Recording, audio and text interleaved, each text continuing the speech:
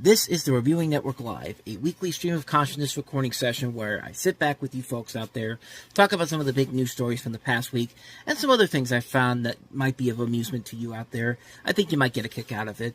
Now, these are more like audio podcasts and are much longer than my usual videos and are also, for the most part, unedited and will contain some foul language. So, if you're easily offended by that, I advise you to maybe step back a bit, maybe go somewhere else. But hey, if you're up to the challenge, sit back, relax, and enjoy the show. Thanks.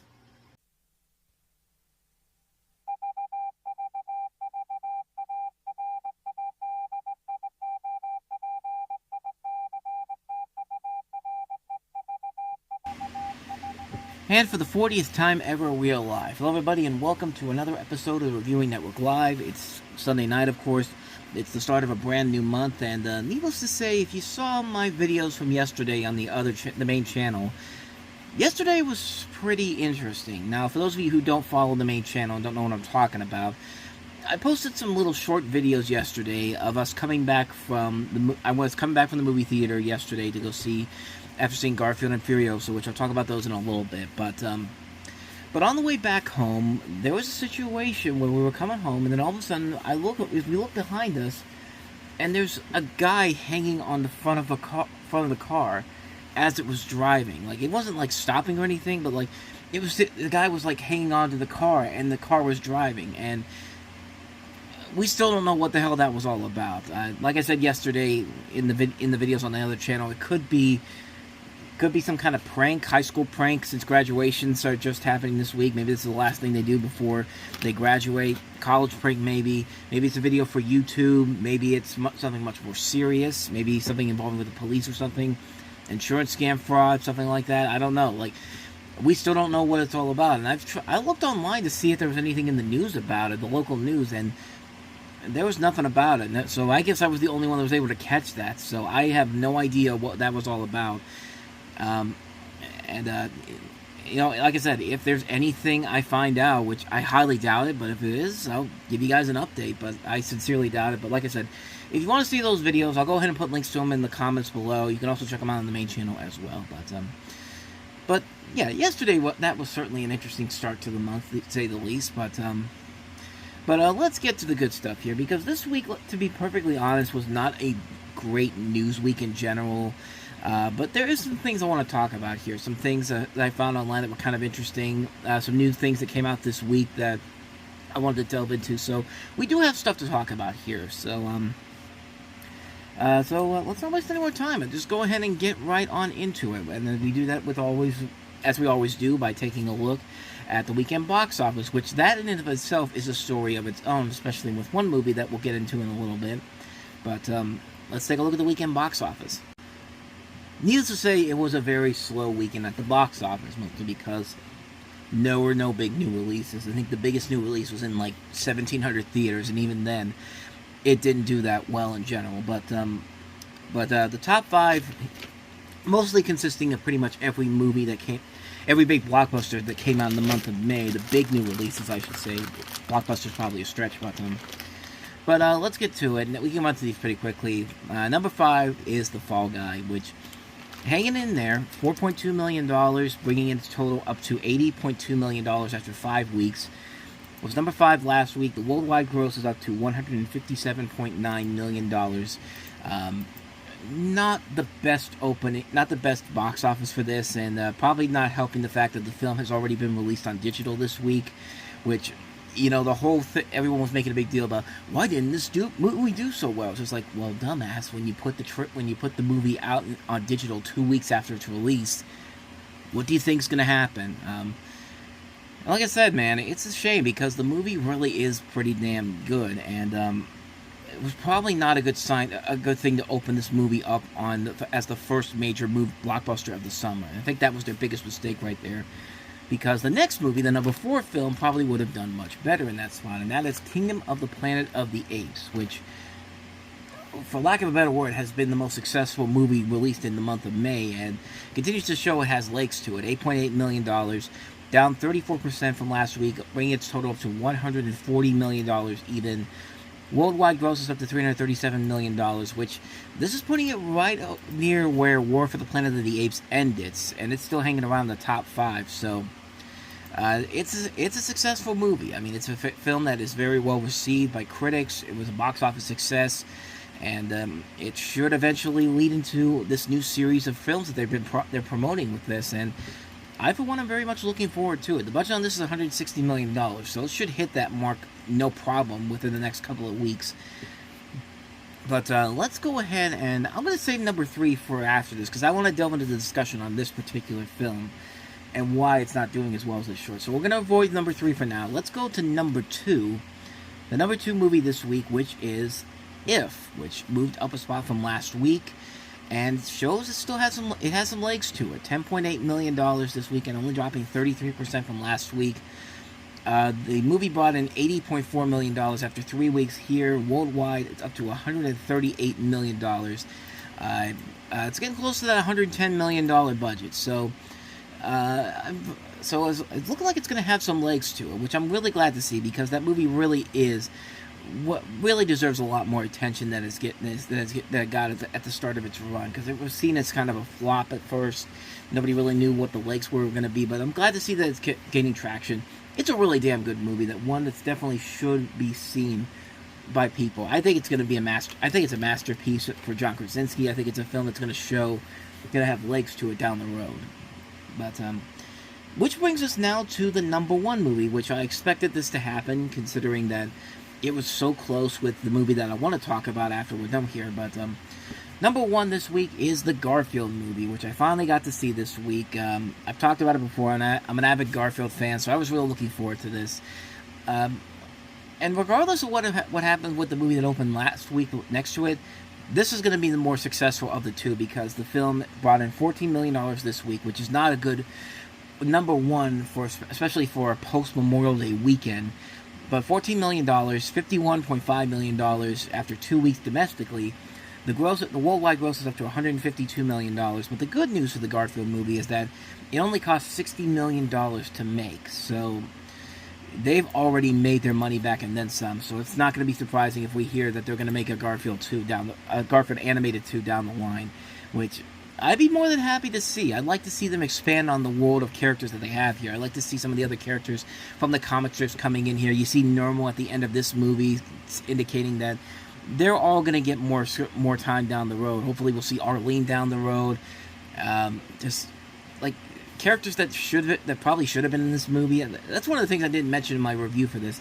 This movie has too many characters they introduce here that kind of feel needless. Like there was a whole thing about Snoop Dogg showing up in here as a cat. He's part of Vic's cat gang that he had back in the day, which has a decent amount of notable names in the cast here, which James being one of them, and from Abbott Elementary, of course. And they really do not do a whole lot, especially towards the climax of the movie. They're just kind of there for one scene, and then they show up again in the final minutes of the film, and then that's it. They're just nowhere to be found after that. So the hope is that with the sequel, maybe they eventually expand on these characters, they give them a purpose, but I thought the movie was definitely a lot better than people made it out to be. It's a film that I thought was really fun. I mean, it's a fun movie. It's a good, fun film that just comes in, wants you to have a good time, and you really do have a good time with it. I thought it was a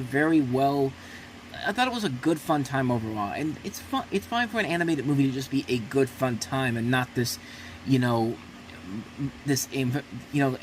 groundbreaking movie in any way, shape, or form. Just let a movie be fun, and I thought the Garfield movie was a ton of fun, so I'm definitely looking forward to see what they do with it. I'm glad to see that it made money, but let's go ahead and get to that last film I wanted to cover here. Let's go back down to number 3. And it's going to be bad news for those of you out there, especially me personally, who actually finally got to see this movie and thought this movie deserved a lot better. But number 3 was Furiosa, a Mad Max saga, which was the number 1 movie this week, which brought in, I think it was $25 million last week for the opening weekend, which that was an underperforming, which for a film that cost over $160 million to make, that is not a good sign for this film whatsoever going forward. But the hope was that maybe, just maybe, if the box office can hold up for next weekend, it might have a chance, and then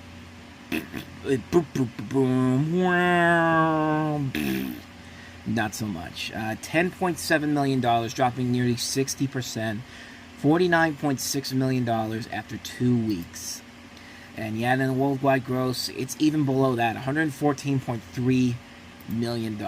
And look, it's not the movie's fault itself. I don't think the movie I don't think the movie, the quality of the film does not, it automatically results in the film not doing well. The movie itself was really good. I thought it was a very good film.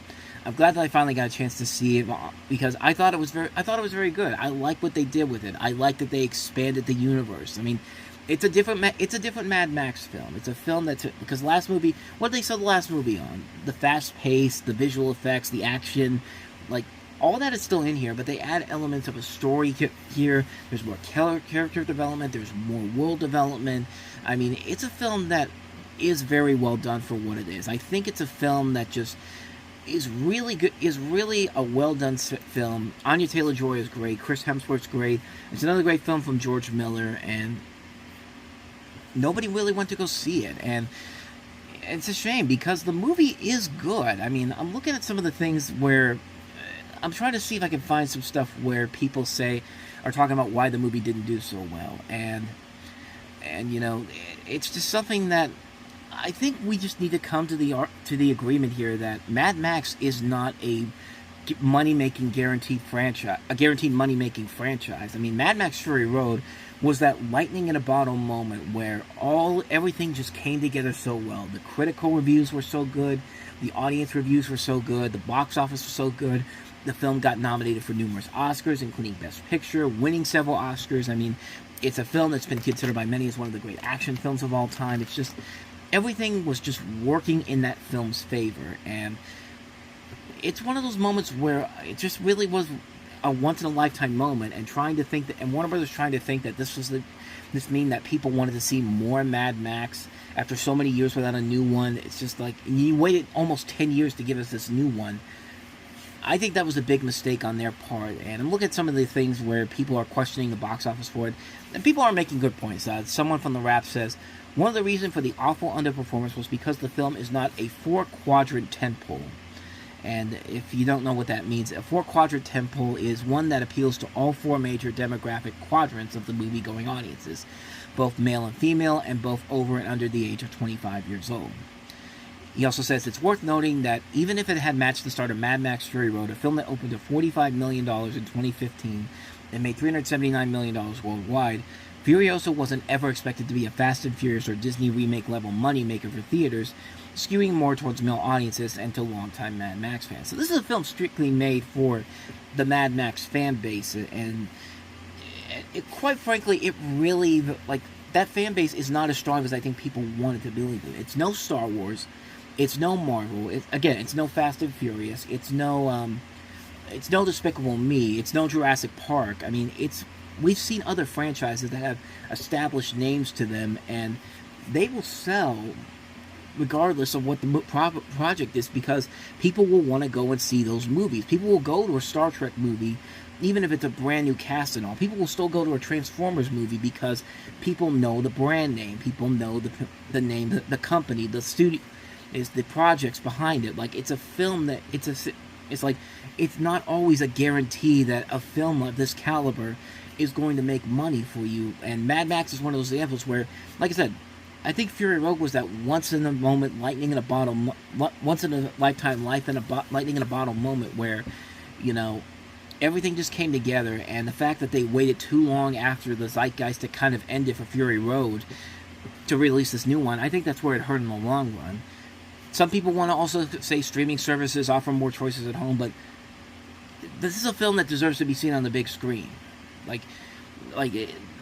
I don't know why would you put this on a streaming service, especially when Warner Brothers did that and people got pissed off at that. Remember that year when we had COVID and Warner Brothers said, we're just going to release all of our movies simultaneously through theaters and streaming, so you can either go to the theater or stream there, and people got pissed off about that. So why are you asking them to do that then with this particular film? It's just like, none of it makes any sense whatsoever. And I think this is really going to, this last month in particular for the box office, I think is really going to be a huge wake-up call for them. and basically ask themselves, what do we need to do about our business practices? Do we really need to go back to how we did it before COVID, or do we just pull through, hope for something that works out for the best? Because we talked about it with The Fall Guy too. The reason why the box office didn't do so well is because you're releasing these movies hoping for instant box office success, and then 2 weeks later you could ship them off to streaming, and then people would just say, oh, well, I could just go and watch it at home. Why would I want to watch it in the theater? And you miss a lot when you miss these movies in the theater. Like it's just, I mean, that's a topic that we should have for, we should talk about it right here. It's just like, what do you need to do? Like, what does the box office need to do here? I feel like what they need to do is that they have to really take a good look at themselves, the studios do, and figure out, is this the right marketing strategy we have going forward here? Should we stick to this idea that we should have a system where we put these films in theaters, we'll keep them in there for just a couple of weeks, and then just put them on streaming and hope for the best? Or just go back to the way it was done before and just keep movies in theaters for a long period of time, and then when people are done with them, you can go ahead and put something else in there. Just do the old formula. In fact, I think some of them are taking notice of it, because Disney this week announced that with Inside Out 2, it's going to do the 100-day theatrical strategy, the one that the common one, instead of just releasing it for a couple weeks in theaters and then putting it out on Disney Plus is a month later. Like, I mean, it's a strategy. Is like, that's one of the big things that are keeping streaming services from becoming the real future of the industry, because it's still very much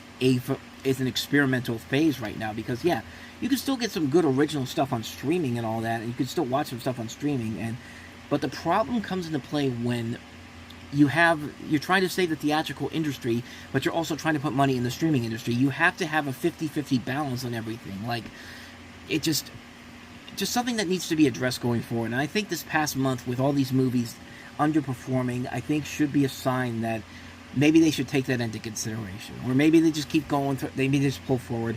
Bottom line, I think you need to find a strategy where both theatrical and streaming can work together in a common bond, pretty much.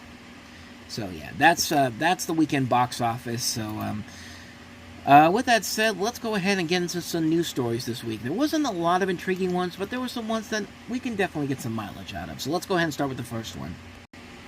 So this first story wasn't one that was put out everywhere, but it was a story that I feel like kind of needs to be addressed, because it's something about a studio that has been known for making quality films over the years, and this whole idea, and because the last couple of films underperformed, it's going back down a road that they probably should not be going under. This was a story that was originally put out on Bloomberg, but I know that some of you can't get to those stories because you have to have a signage or account for it, so I did find this on Fiction Horizon. It says Bloomberg reports that Disney and Pixar are relying on sequels to get them back on track. It says, if anyone's created any animated magic in the West, it's Disney and Pixar. Although connected since 2006, the two studios have had different policies for a while, but while they've still released films somewhat independently, a balance has been found, and it is now more difficult to tell a Disney production from a Pixar one. 2 decades ago, which is not... there's like typos in here, which is not too long ago, I'm guessing that's what they're saying here. It was very easy to do, but regardless of the magic and the historical importance, taking a drink here, both studios have been struggling for a while now in the financial sense. Workers have been laid off, projects have been put on hold, and their overall number has been reduced, and while those that have been released are not doing that well at the box office. This is an issue for both Disney and Pixar in general, and the market seems to be in demand for something new, and according to a long report by Bloomberg, the two studios are hoping that the upcoming sequels might get them back on track, financially at least. If you remember, Pixar enjoyed a string of successes for decades before it all started falling apart in 2018, when the longtime studio head John Lasseter was forced to resign under a cloud of sexual misconduct allegations. After that, Soul, Luca, and Turning Red were all released on Disney Plus, and Pixar's audience began to expect the movies on their phones instead of movie theaters. That was basically Bob Chapek's fault, not really the fault of Pixar or Disney, but which certainly contributed to the financial issues. Then came Lightyear, a movie that impressed no one, no shit, and Elemental, a movie that, while not bad, was a proper box office bomb, which, shame on you people for making that film not successful. Uh, on the other hand, sequels have been doing great, and in the last 15 years, 4 of them, Toy Story 3, and 4, Finding Dory, and Incredibles 2, all passed the mark of earning at least $1 billion worldwide. This is why the studio is hopeful that Inside Out 2, a sequel to the highly successful original movie that was released in 2015, which also won an Oscar, might help them and earn close to $1 billion worldwide, a success that Pixar has not had since 2019. In fact, the total combined grosses of the 6 movies released after Toy Story 4 is just over $1 billion, which is a horrible financial result for Pixar. It remains to be seen whether this formula will work out. Inside Out 2 is coming out soon, and from what it seems, the movie is promising. The people at Pixar have also discussed the new Incredibles movie, as well as we also know Toy Story 5 is coming out as well. As the strategy seems to be shifting, we are certainly going to get some new movies, and hopefully they are successful enough for Pixar to keep producing its magic. And let me just say this, people. Congratulations, America. You forced Pixar to fall into... keep making sequels of the old movies because nobody's going to see the new movies anymore because... Now, I should be perfectly fair. It's the movies, it's like I said before, that really wasn't the fault of the audience in general for not going to those movies in between 2008 and 2020 and 2022. It was 2023. It was mostly because of what Disney did. The fact that they put those movies is on streaming instead of just waiting it out, waiting for COVID to pass and letting the box office get back in full swing. That's the reason why those movies failed. Because we got those 3 movies, Soul, Luca, and Turning Red, were all great movies. They were all very good films.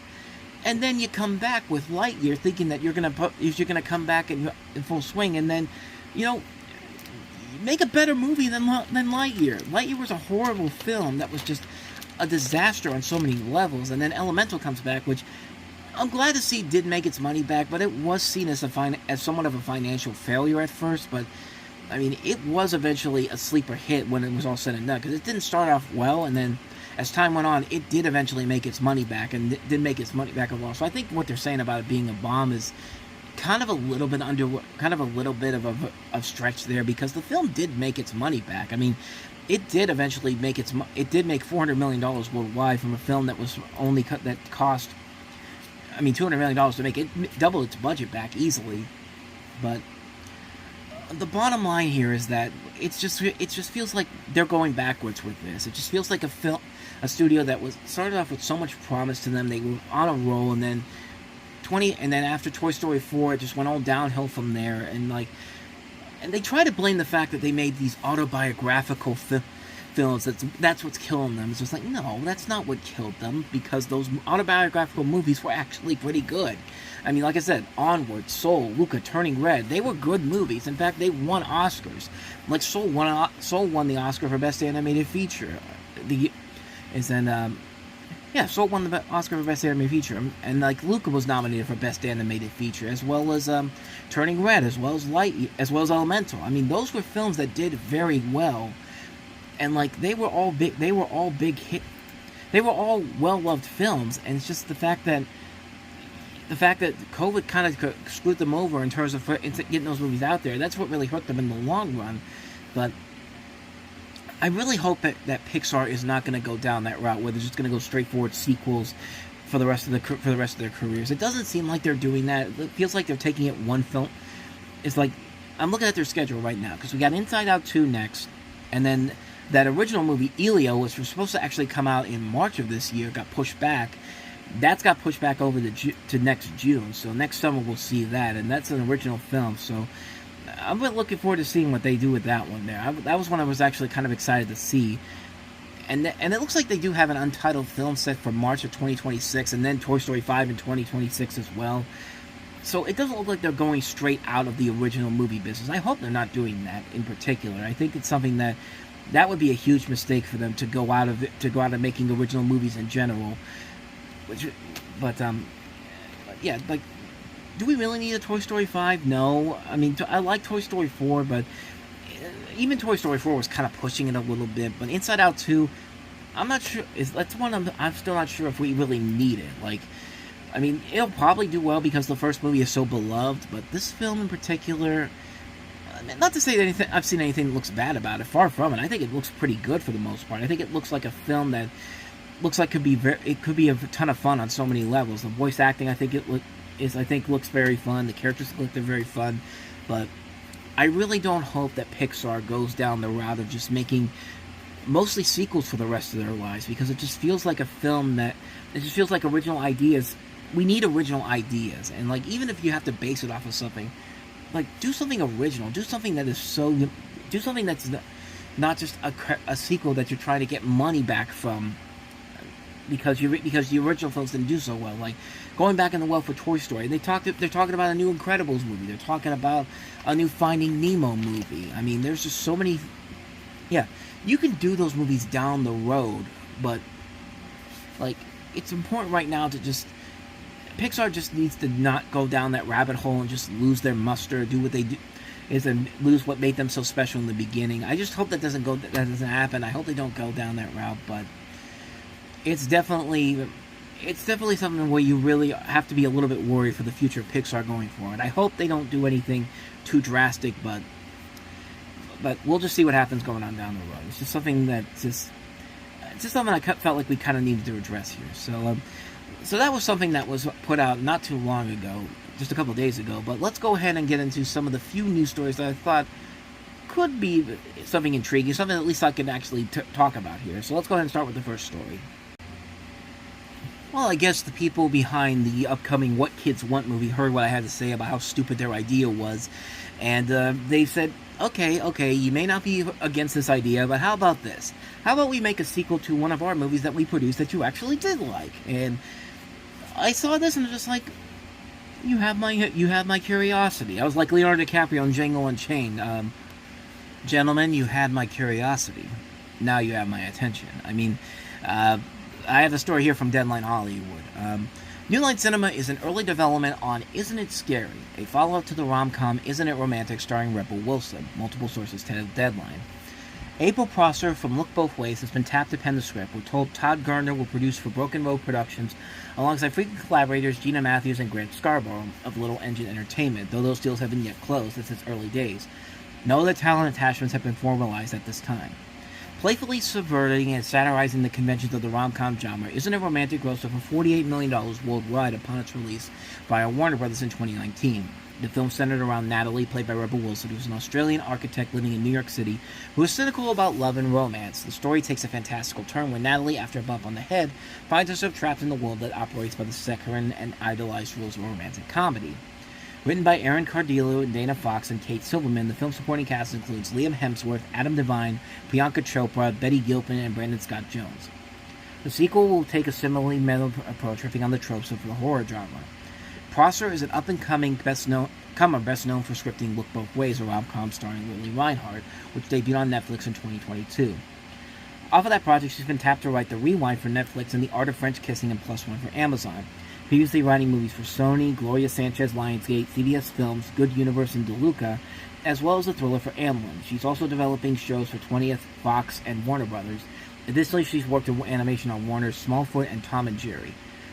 And they talk about What Kids Want movie here at the bottom here. But I did actually really like Isn't It Romantic, which was the movie that came out around 2019, Valentine's Day 2019, and it was actually the last movie. I think that was the last movie where Rebel Wilson was fat basically, because she's lost all that weight since then. I think that was the last time I ever saw her as the not Rebel Wilson I knew back then. But I thought the film was very good. It reminded me a lot of that movie. It was felt like a gender swapped remake of Delirious, that movie where John Candy is like a soap opera writer who gets trapped in his own soap opera after going into a coma. And this time you have Rebel Wilson as the architect getting trapped in something that she once used to love, comedies. And it's a very clever premise, leading to a lot of potential for savage jokes and jabbies at rom-coms. And it did take those jabbings to it. I kind of wish they went a little bit more into it. But, I mean, it really was a fun film. I was really surprised at how much I enjoyed a lot of the people involved in there. You know, you got Rebel Wilson, Liam Hemsworth, Priyanka Chopra, all showing their potentials as actors, as comedic actors. And this director, Todd Strauss Scholson, who did the Harold and Kumar 3D Christmas movie, which had a lot of satirical elements of its own with Christmas films, The Final Girls being a slasher film satire, and this movie in particular, it did start off slow, and I kind of wish the rom-com jabs were a little bit more intense, but I thought the film was definitely worth a watch overall. So, and I'm really curious to see what they do with this film, especially when they take on a horror movie concept here. Like, can you distance yourself from something like a Scary Movie or Scream, which has perfected the meta referencing of horror movies in general? That's going to be, I think, the toughest task for this particular film to handle here, and let's see if they can pull it off. I'll just say this: I'm more cautiously optimistic about this movie than I am about the What Kids Want movie, because this one is still relatively fresh and new in a lot of people's minds, and it's one that people do want to see. Like, I don't think anybody is really clamoring for a kid-friendly version of the movie where Mel Gibson can hear what women think in an R-rated comedy, and Taraji P. Henson can hear what men think in an R-rated comedy, but we'll do it in a PG setting. I mean, it's not like other movies have done this before. Look who's talking, just saying, but I'm still looking forward to see what they do with this. So that's that story. Let's go ahead and move on to story number 2, or number 3, I guess.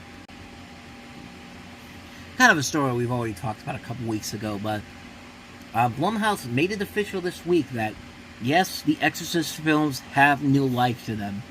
Dr. Sleep filmmaker Mike Flanagan is writing, directing, and producing a radical new take on The Exorcist in a new film with the genre producer Ed Morgan Creek. This is coming from Deadline Hollywood. This all comes in the wake of the last movie, The Exorcist Believer, flailing at the box office with $65 million US in Canada and $136.2 million worldwide. This after NBC Universal, Peacock, and Blumhouse bought the rights from Morgan Creek back in July 2021 for $400 million. David Gordon Green, the director of that movie, withdrew from the next installment. The next movie here about demon-possessed people and the Jesuit priests that wrangled them is billed as an all-new story set in the Exorcist universe and is not a sequel to The Exorcist Believer.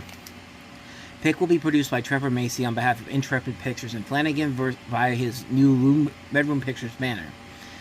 I mean, what more can you say about this except hallelujah? The devil has a chance to be good again, which probably sounds absolutely horrible, but Mike Flanagan, you know, we talked about it before when this story first initially broke, but I'll say it again, man. Mike Flanagan is the premier horror director. I mean, he is the guy that is the best horror filmmaker we have right now. I mean, this is a guy that he has this gift that he just is able to take projects that are should be dead on arrival. Like, you know, one of the best examples, the sequel to Ouija.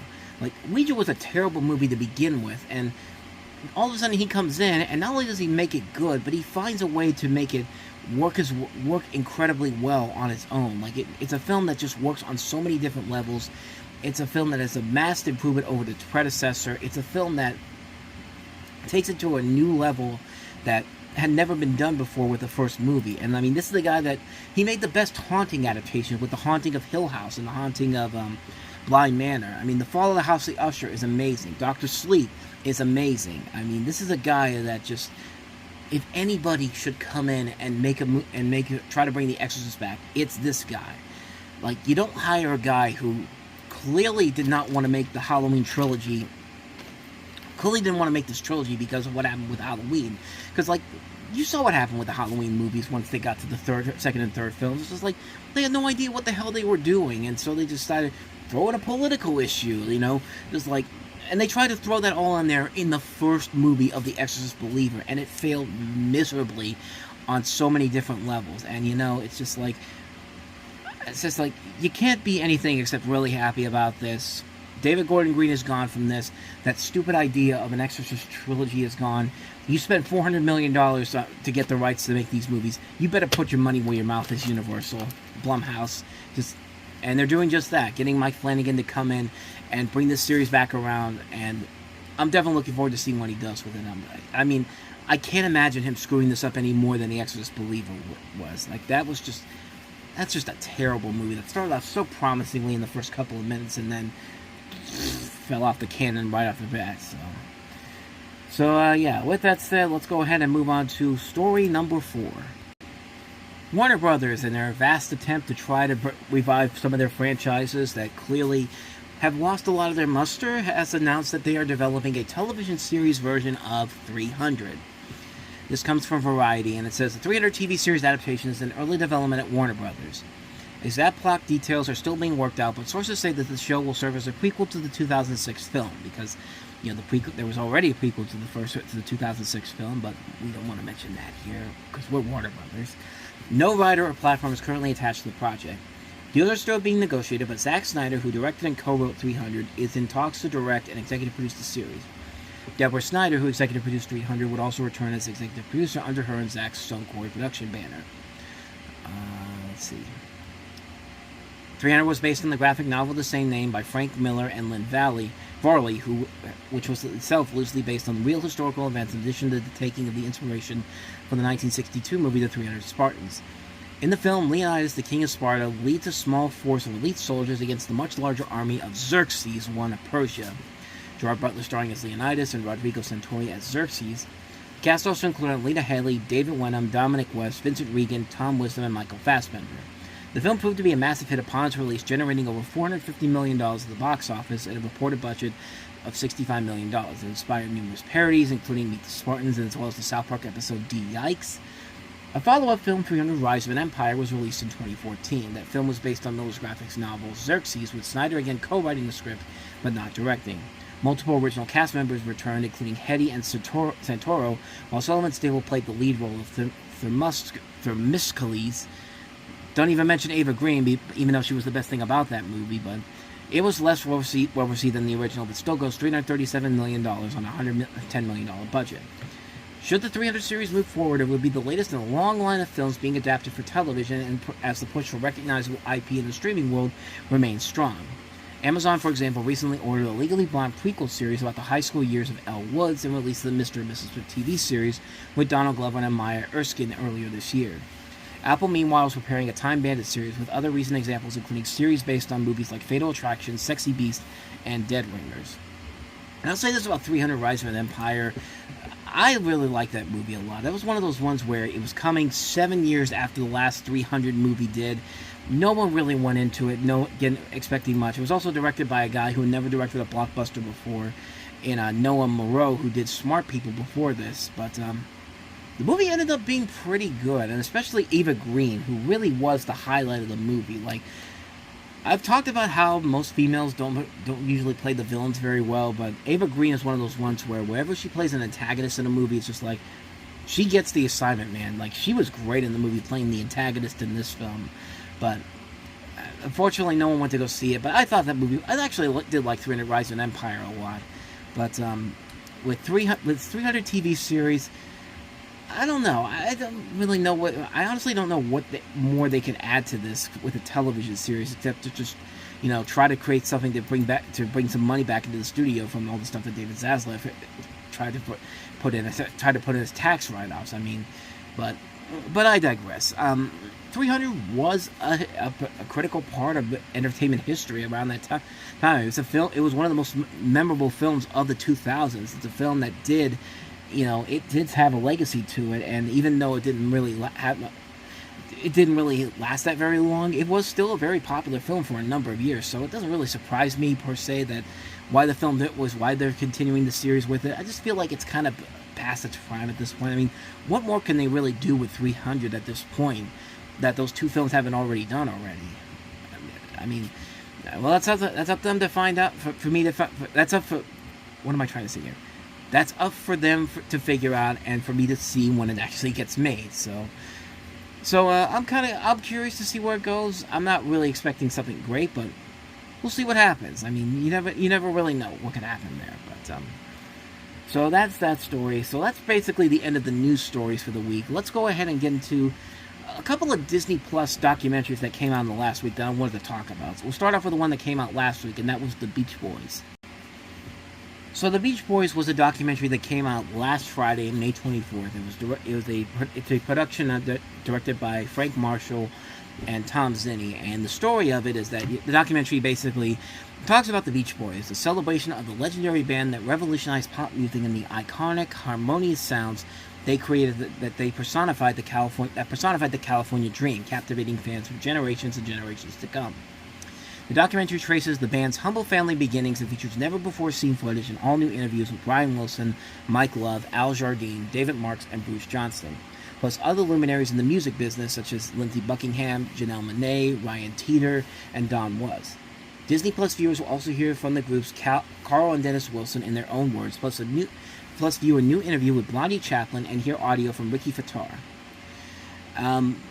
I was really looking forward to seeing what they did with this, because I really like the Beach Boys music. I really loved Love and Mercy, which was the Brian Wilson biopic that came out a couple years ago, and I thought I think that's a criminally underrated documentary. But I was really looking forward to seeing this movie in particular and seeing what new they could add to it. But I will say though, I like the documentary enough, but I will admit, it did kind of let me down a little bit, mostly because I was really looking forward to seeing something that, I really wanted to see. I wanted to hear a story that I hadn't really heard about the Beach Boys, and it takes its time to get to that point. I'll say that. Probably a little bit too long for its own good. I mean, the movie really isn't all that long either. It's like it's like about a 2-hour documentary, but the first 30 minutes is just the stuff where it's like, let's put it this way. The documentary starts off with stuff that you pretty much already know about, like how these guys eventually became the people that they were. Like, how did they rise to fame? Well, they had a family member who was in the music business.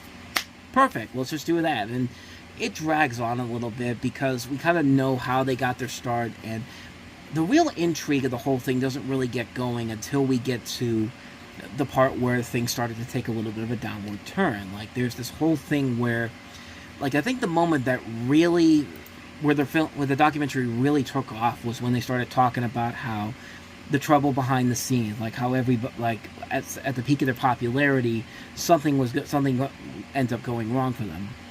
Like, when they get to the more serious stuff, like the whole stories about how they were trying to compete with the Beatles, or how they were trying to do something different and unique, and how Brian Wilson was just trying to be something that was completely outside of what people expected from them, that's when it starts to improve a little bit, but never to the point where I would say it's a great documentary. Like, someone put it best where they said it's kind of like a Cliff Notes version.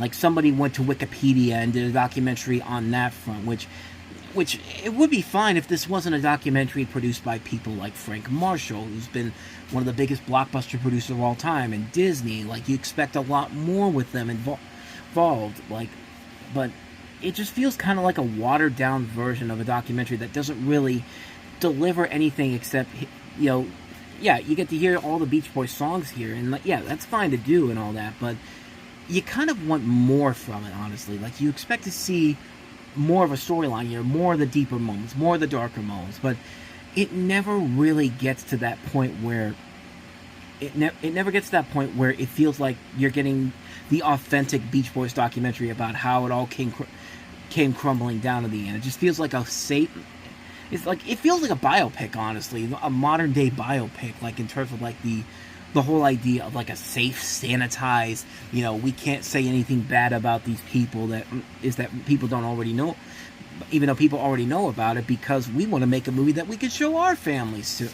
So they don't need to know about the darker moments of our family's legacy, that type of stuff. And it's just like, I don't hate it, but I was really let down by it. I was really expecting a lot more from it, especially considering how much I really liked Love and Mercy. I really was hoping for a lot more from it, and I just really came out of it just like, I didn't hate it, but I really felt let down by it. I really felt like there could have been so much more to be told about the Beach Boys and Brian Wilson in general, but I just don't think they really lived up to everything that they could have done with this and then some, and that really let me down by it. I was really disappointed by what I saw with that particular film. So, now if you want to see what the Beach Boys probably should have been like, let's talk about the other documentary that just came out in the last week from Disney Plus, and that is Jim Henson's biopic, documentary, the Jim Henson documentary, Idea Man.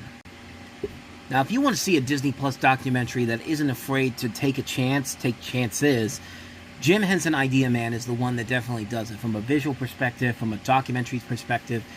Of course, you have the life of Jim Henson from the early years of his career to the creation of the properties like The Muppets, Sesame Street, and The Dark Crystal, and also features focuses on the creative and romantic partnership with his wife, Jane Henson. Features a lot of family members and collaborators of Jim Henson, including Frank Oz, Jennifer Connelly, Rena Moreno.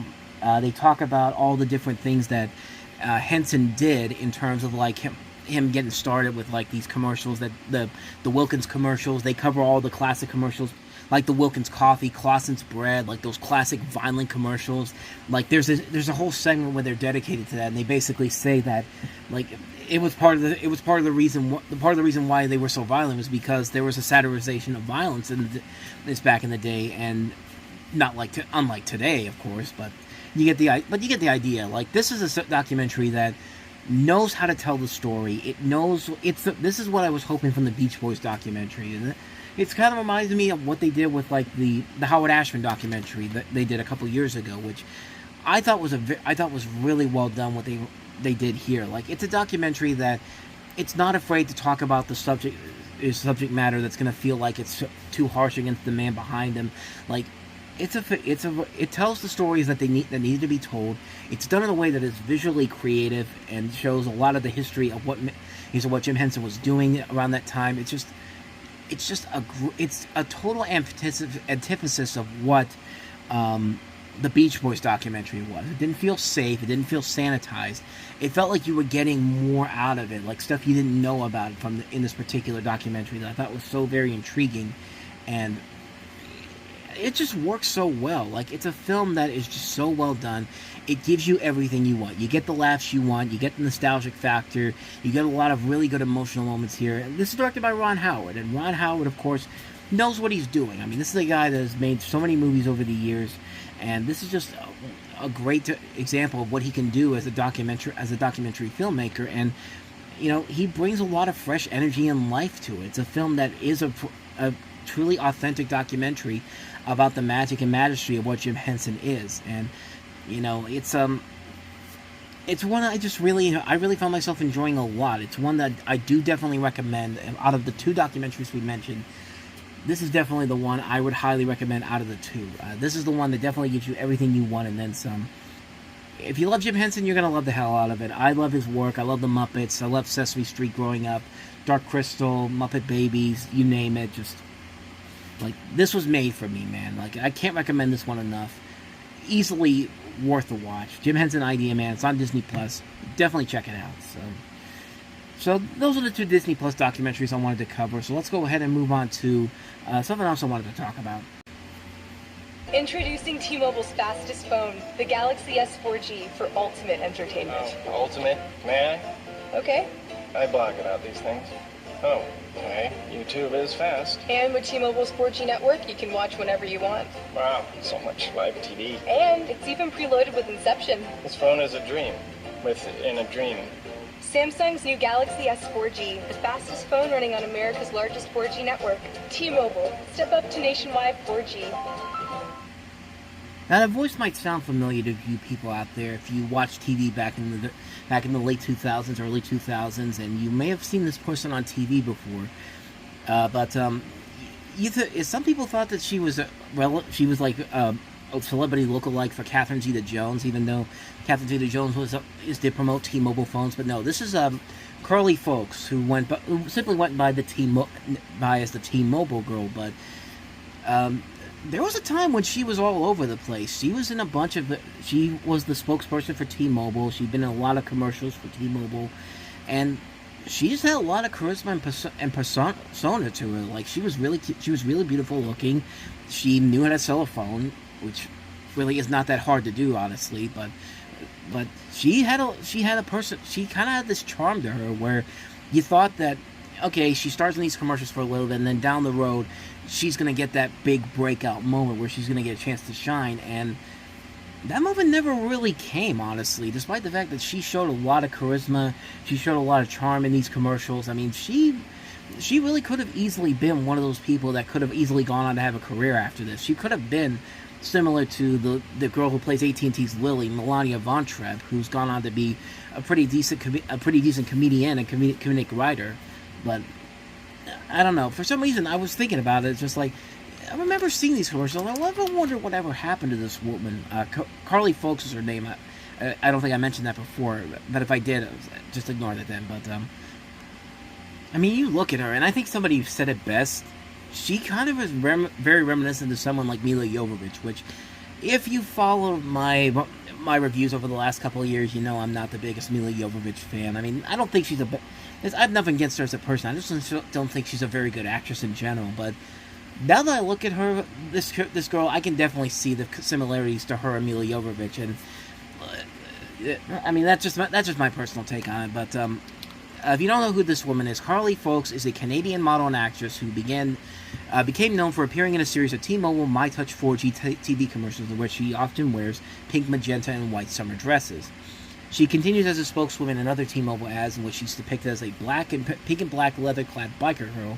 She served as the T-Mobile spokesperson primarily from fall 2010 until spring 2013, with occasional appearances since then. They did eventually decide to turn her from wearing the summer dresses to becoming a biker girl, and it's certainly a very interesting little strategy they had to work with here, to say the least.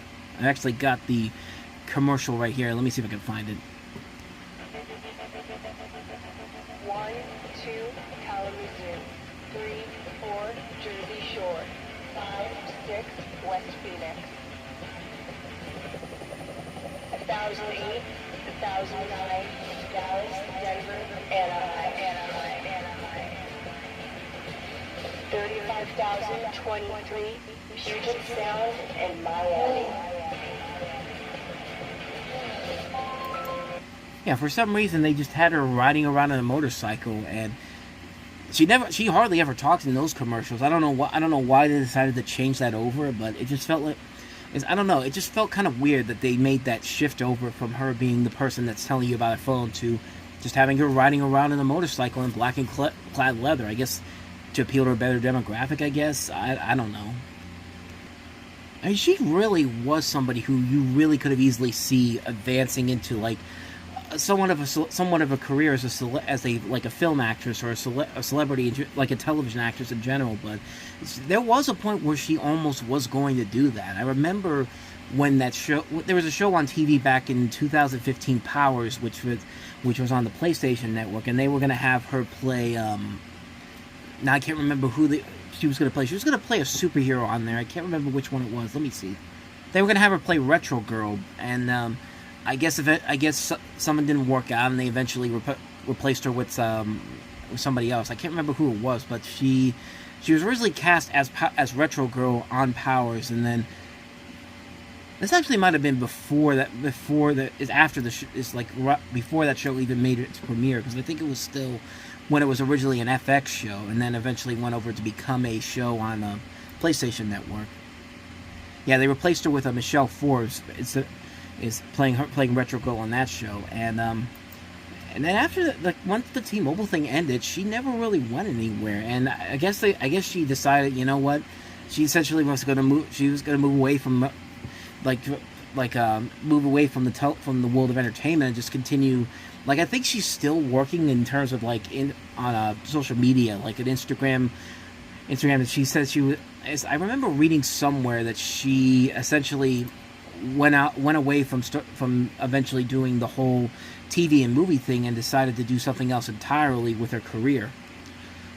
Like, I'm looking at her Instagram page right now, and she's a photographer, she's a creative director, she's also a singer and songwriter too. So she's still very much working. I'm saying like she completely disappeared off the map altogether, but no, she's gone on to do other ventures besides doing the T-Mobile commercials which more power to her, man. I mean, she was somebody that I actually did really like seeing on TV. I was really hoping that she eventually would branch out into other things and maybe get a bigger spike in her career, but she took a different way, and I really appreciate that people that like to do that. I like that they don't just go straight for the obvious, next step forward and do something a little bit different. And it seems like she's having success with it in her current ventures. So yeah, I was kind of always, I just nothing in particular for bringing this up. I was just kind of wondering, whatever happened to that woman? Because I used to see her on TV a lot all the time, and then she just kind of disappeared. And now you know what she's been up to. So with that said, let's go ahead and move on to the next thing I wanted to cover. So this week marks the end of a big era in television history.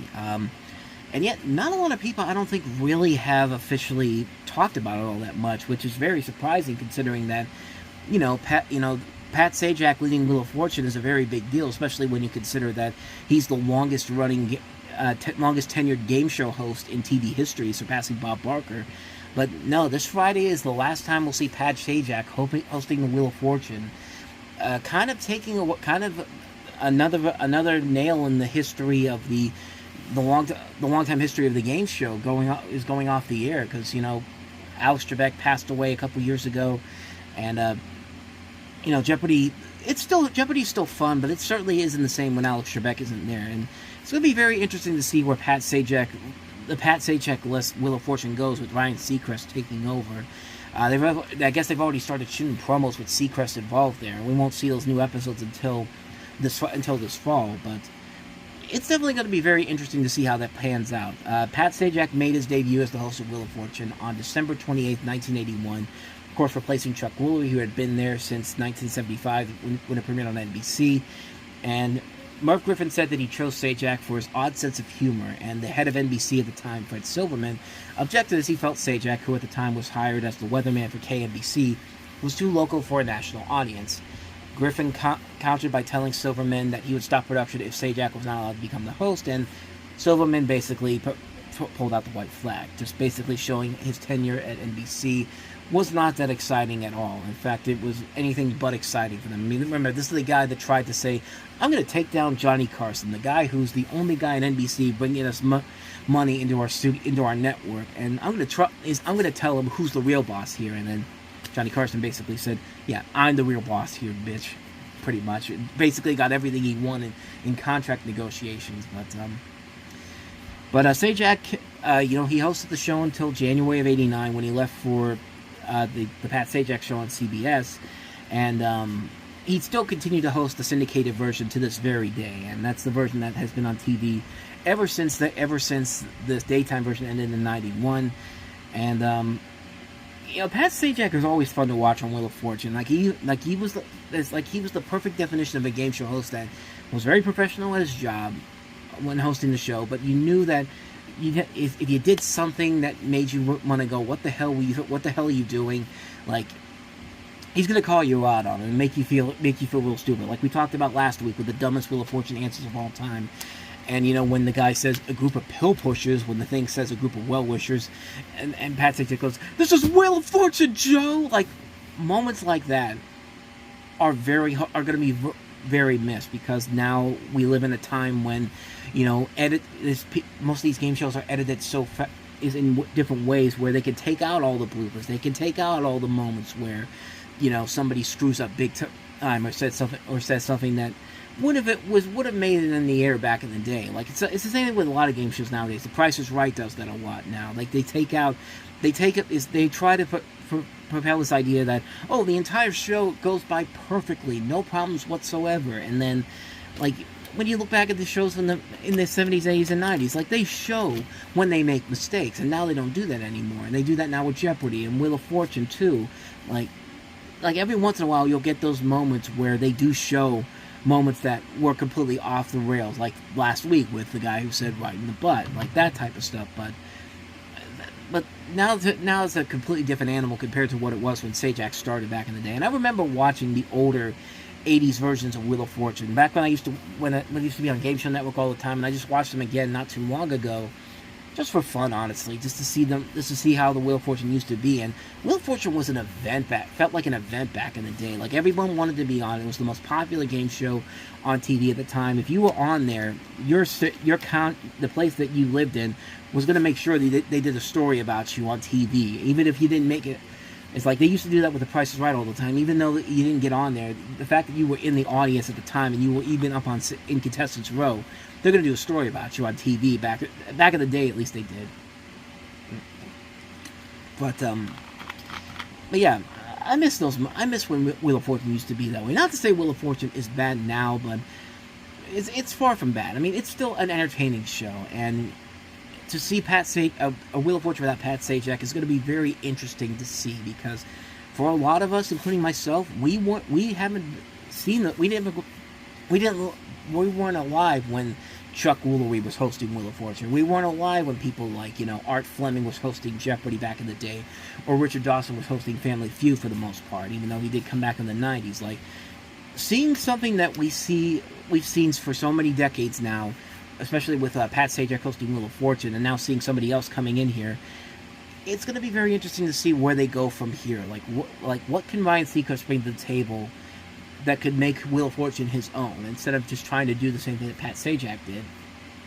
Because when they tried to replace Pat Sajak on the daytime version, it didn't work out well. They hired Rolf Benirschke, who was the kicker for the Chargers back in the 80s. They made him the replacement, and the show didn't last very long because he didn't have that same charisma to him that Pat Sajak did.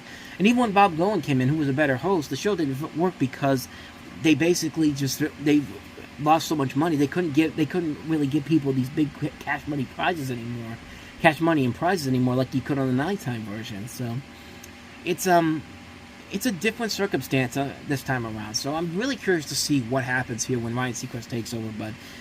But this is an historic week for Wheel of Fortune fans. This is the last time you're going to see Pat Sajak during the wheel. And you'll still see Vanna White for at least a couple more years. She still hasn't debated whether or not she will be sticking around here after a couple years when Seacrest is still here. But it's a very big week for Wheel of Fortune fans. The last couple of days of Pat Sajak's tenure of over 40 years as the host of Wheel of Fortune. It's certainly is an interesting time that we're living in right now. So with that said, let's go ahead and wrap up with probably the funniest story I've seen this entire week. This is just, I'll talk about it once we come back after this. So, Jay Leno used to do headlines all the time, and he always told Kev, you know what, I love stupid criminals. And this is the example of, not really stupid criminals, but they got arrested for, these two people that I'm about to talk about here, got arrested for doing something really, really stupid. These are two YouTube pranksters, in quotes, because, hey, that's the cool thing to do now. That's the only way you're going to get clicks in the world and clout is to go out and do pranks, even though everyone can tell that a lot of the pranks that made YouTube popular, that were popular back in the day on YouTube, were faked. And here you have two guys who they got arrested for pulling off a dumb prank, in quotes, because this isn't really much of a prank in general, but it gets even stupider and even funnier from here. So I'm going to let this clip from, this is from Josh Prime Unfiltered, who put this out here. He's a YouTuber who does, like, these videos where he talks about, like, public freakouts, Karens, all that type of stuff, and videos in particular where, mostly revolving around the internet. So I'm going to let him explain this setup here, and we'll show off a little bit of the clip and then go from there. Getting away with it with no consequences. But today's video is much different because these two douche tubers got arrested after doing a prank in a university. Let's start with the actual prank itself. Let's see what was so funny and what was worth going to jail for.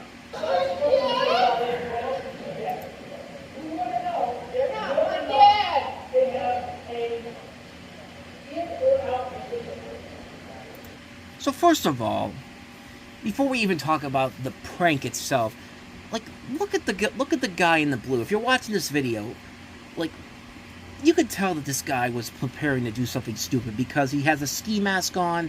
Like if anything else, he's intimidating fear on these people. But what they're doing is, like, they're not really doing anything that they think is really legitimately funny. They're just doing, like, they're just talking while the person who's given this, the teacher, is talking in this class, the classroom at college, and, like, he's just going stuff like, "You're not my dad," like, copying memes and all that stuff, and you just wait. Okay, so what's the gag here? But let's keep going.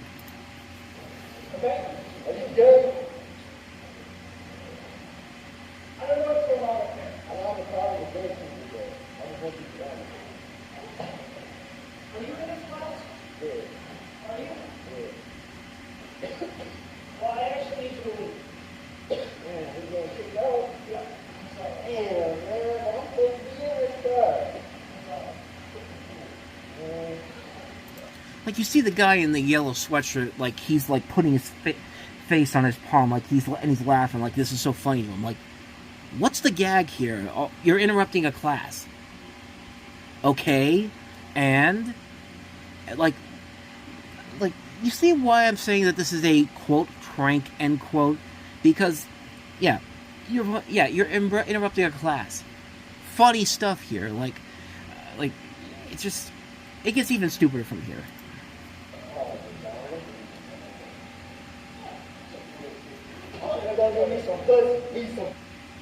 Suck some toes. We about to do all that. Come on, bro.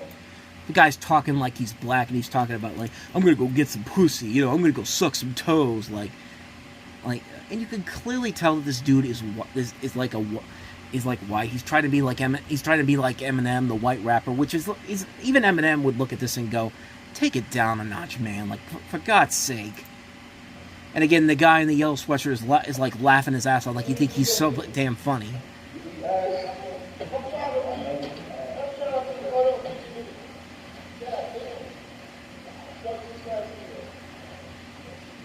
You know, he's saying fuck this class and all that time.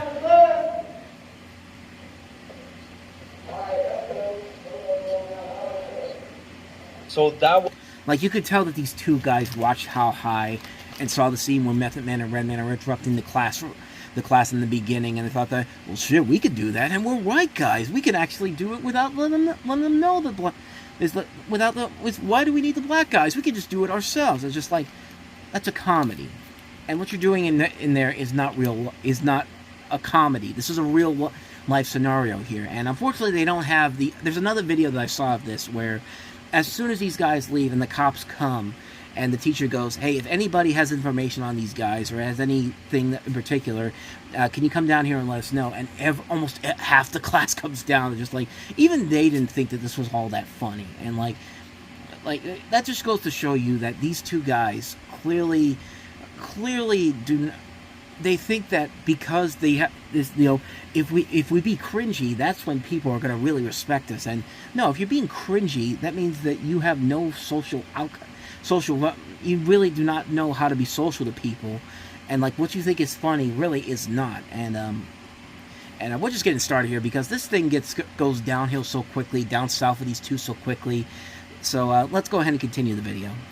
Was the entire prank apparently just screaming vulgar shit, asking the teacher if he was gay, and that's the joke. It's like they thought of a prank, but they forgot to put in the funny part. Now, don't get me wrong, I'm not a Grinch. I like a good... So he's talking about how they said, like, you know, they also asked the teacher, are you gay? Like, again, that's their prank. That's their whole idea of what a prank should be. And, of course, nobody was laughing. Nobody was really buying into it. Like, the people that were laughing about it weren't laughing at the prank itself. They were laughing at how probably stupid this whole thing was. But it's only going to get worse for them as we continue on here. And the two goons had this to say. 19, we're out with them. We just hit the contact, sir. You realize you're causing panic, inducing panic on a campus, wearing masks? Have a seat. That's not me, sir. Not you. You're one of them. I'm not wearing a mask, though. You have no reason to be in campus. They're like trying to defend themselves by saying, well, that wasn't us in there. It's just like, dude, one of you was wearing a ski mask, and people can easily pinpoint your yellow sweatshirt that you're wearing. I think it's a yellow sweatshirt, but they know exactly who you are. Plus, they've got cameras all over the place, so they're gonna know what people they're looking for here. Like, and it gets stupider from here. Trust me. Doing this kind of stuff. Sir, we were just... It's called inducing panic. We were just making content. That's our way of living. That's how we make our money. It's called inducing panic. I'm sorry, we wasn't trying. You got to think about it. You're on a campus, Trying to be dangerous. running into the buildings, causing a scene. What do you think the first thing they're going to think? You guys got guns? I'm sorry. We're here to shoot the place up. We don't have no guns. We don't have them. They don't know that. It's a content. We wasn't trying to cause no harm. It's for YouTube. We're just starting our YouTube channel, and we got like 2,000 followers. So you heard that right. They did all of this for 2,000 followers on YouTube. listen, I'm not gonna be one of those people that's just like, to do stupid stuff like that. To give you kind of an idea of where I have 3,500 people subscribed to my YouTube channel.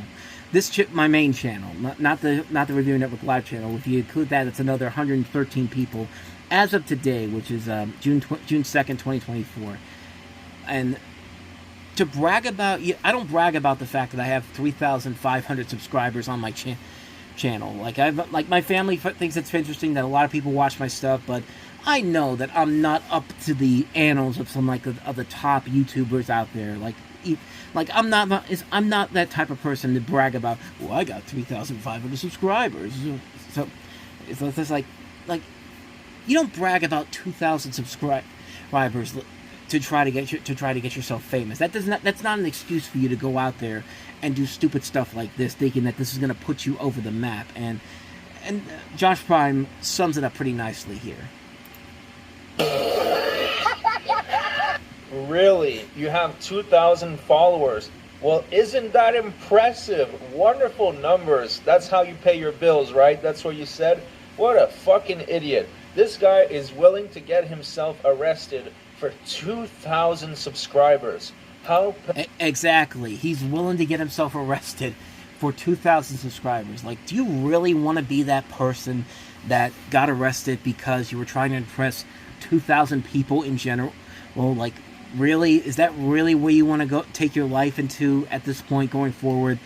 But if you think that's bad enough, it's not. It gets even worse from here, as we're about to find out. Go ahead and give it to this officer right here. What's your name? You don't know your name? That's not an answer. I need a name. Why? Will you give it to one of them then? Yeah, you don't want to give your name because you know that you've done some shady shit. And you're about to find out that, yeah, he has done some shady shit in his life. But we make contact with you, so we gotta make sure that we know who you are, and then we'll let you go. What is that? We're not bad people. I didn't say you're bad. And keep in mind, if they had just given the police their names, this whole thing could have easily been much less than it ended up becoming. Because, technically they didn't do anything wrong per se that would have acquired some jail time or getting arrested. But, like, at the same time, though, it's just like, just give them your names, and then if you didn't do it, if you're innocent of a crime, this should not be that big of a deal, honestly. But anyway. But like I said, as you're about to find out, this guy in the blue has done something that he should have thought better before he decided to do this. He's got really nothing. Well, he's not local, but he's got local history. Oh, he's got local history. I think he's got traffic. So we will never come back. I don't. But no warrants or nothing right now, right? Okay. All right. And everything came back to him. You sure? Okay. All right. We will never come back. Go ahead. Never see us again.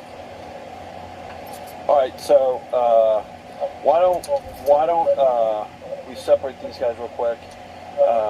Put him in the back of my cruiser, and then put this guy in the back of your cruiser. So you guys heard that right. The guy in blue over here, Mr. Ski Mask, is a registered offender. You really think this is the... Yeah, I don't know if you could hear that, but he said that he is a registered sex offender, and yet he's doing this. Like, it just wow. Like, how dumb do you have to be to do this when you are a registered offender and you know you shouldn't be doing this, but hey man, the clout and all that's gone. That should not be the least of your problems. And yet you decide to do this even though you know damn well you shouldn't do this. Like, just wow. Just wow. thing you should be doing right now, you creep. You should be working on your life, working on your disgusting urges. Instead, you're going in a university to scare people with a ski mask. They have good reasons to be scared. I'm sure your victims were scared when you were doing your nasty stuff. Anyways, I don't have much info on the case, but when you're a registered offender, it's bad. I don't need any more information to know that it's very bad. Yeah. So there you go. So not only did these guys do a prank that was not really that funny, they instilled fear into this university. They thought that they were being so hip and cool. They were talking down to the cops like, you can't touch us because of our 2,000 followers. But no. That wasn't enough to show how stupid they are. The one guy's a registered sex offender, and he decides to do this. Like, I'm at a loss for words. I'm really at a loss for words at how stupid you could be in this situation to think that you could do this with no consequences whatsoever. Like, it's just like, I wish more of this would happen to other people. Like, you see these entitled people online, like these Josh said it best in this video, douche tubers, if you will, like Jack Doherty, guys like that, the people that make money on Kick by doing stupid stuff like this. Like, you want to see more people like them get the same treatment that these two guys did, but they've got the money to do it, so to do what they want, so they can. And Daddy's there to protect them. Their rich families are there to protect them, so that's not going to happen anytime soon with them. But it's just hilarious to see that these two idiots decided to do this, thinking that they were going to be able to get off scot-free, and nope. Like, this is the literal definition of the words stupid criminals. And one of them really is a stupid criminal.